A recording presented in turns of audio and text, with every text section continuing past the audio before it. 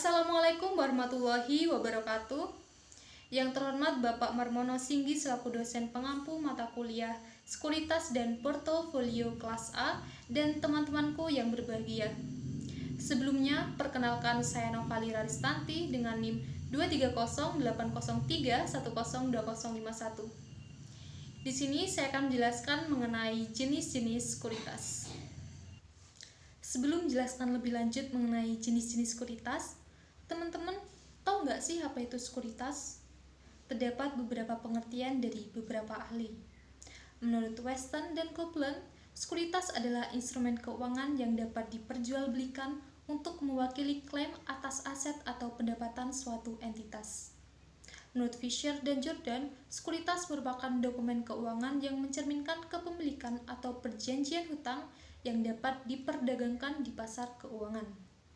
Menurut Body, Ken, dan Marcus, sekuritas adalah investasi yang dapat diperdagangkan dengan tujuan memperoleh keuntungan dari perubahan harga atau pendapatan yang dihasilkan. Jadi, dapat disimpulkan bahwa sekuritas adalah instrumen keuangan yang dapat diperjualbelikan untuk menghasilkan keuntungan. Biasanya, sekuritas dapat berupa surat berharga atau sertifikat.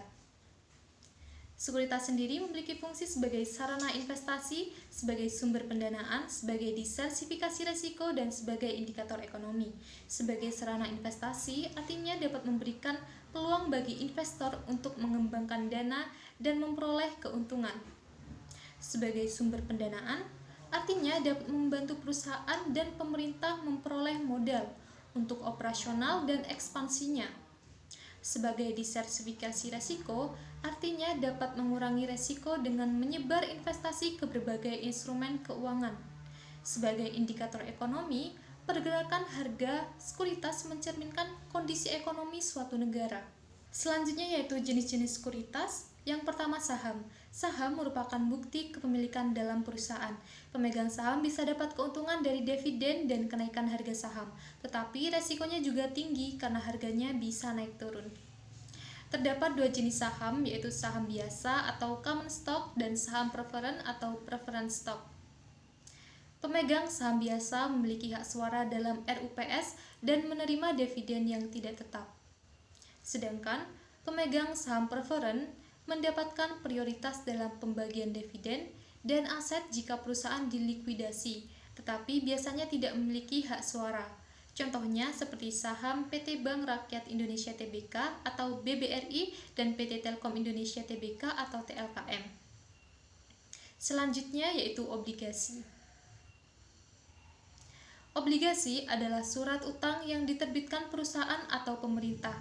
Investor mendapat bunga atau kupon secara berkala dan uang pokoknya dikembalikan saat jatuh tempo. Lebih aman dari saham, tetapi keuntungannya lebih kecil. Jenis-jenis obligasi yaitu obligasi korporasi, obligasi retail, obligasi pemerintah, dan obligasi konversi. Contohnya seperti surat utang negara atau SUN dan obligasi dari PT Jasa Marga Tbk. Selanjutnya yaitu reksadana. Menurut OJK, reksadana adalah wadah untuk menghimpun dana dari masyarakat yang dikelola oleh manajer investasi dalam berbagai instrumen keuangan seperti saham, obligasi, dan pasar uang. Contoh aplikasi investasi reksadana yaitu Bibit, Bareksa, Ajaib, iPod, dan Tanam Duit.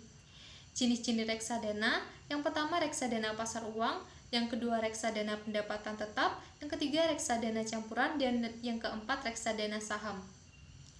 Keunggulan reksadana yaitu diversifikasi risiko, modal terjangkau, dikelola profesional, dan likuiditasnya tinggi. Yang selanjutnya yaitu derivatif. Derivatif adalah instrumen keuangan yang nilainya berasal dari aset lain seperti saham, obligasi, komoditas, atau indeks. Biasanya digunakan untuk hedging atau lindung nilai dan spekulasi. Jenis-jenis derivatif yaitu opsi saham. Jenis ini memberi hak untuk membeli atau menjual saham pada harga tertentu dalam jangka waktu tertentu. Yang kedua, futures merupakan kontrak yang mewajibkan pembelian atau penjualan aset pada harga dan tanggal yang telah ditentukan. Yang ketiga, swap adalah perjanjian pertukaran arus kas atau bunga antara dua pihak, biasanya mengelola resiko suku bunga atau nilai tukar.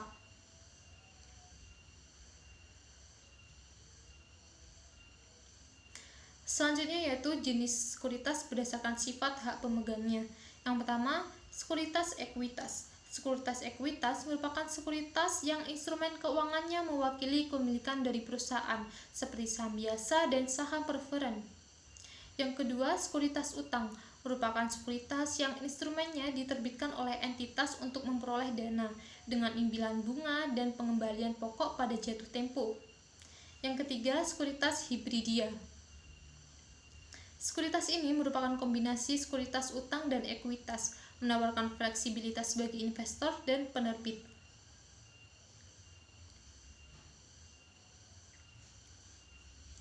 Selanjutnya yaitu jenis sekuritas berdasarkan jangka waktunya. Terdapat sekuritas jangka pendek dan sekuritas jangka panjang.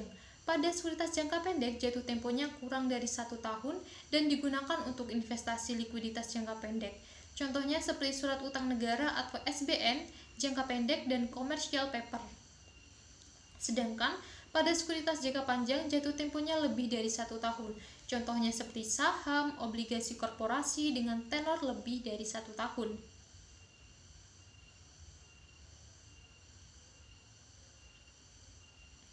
Selanjutnya, jenis sekuritas berdasarkan kepemilikan. Yang pertama, sekuritas pemerintah.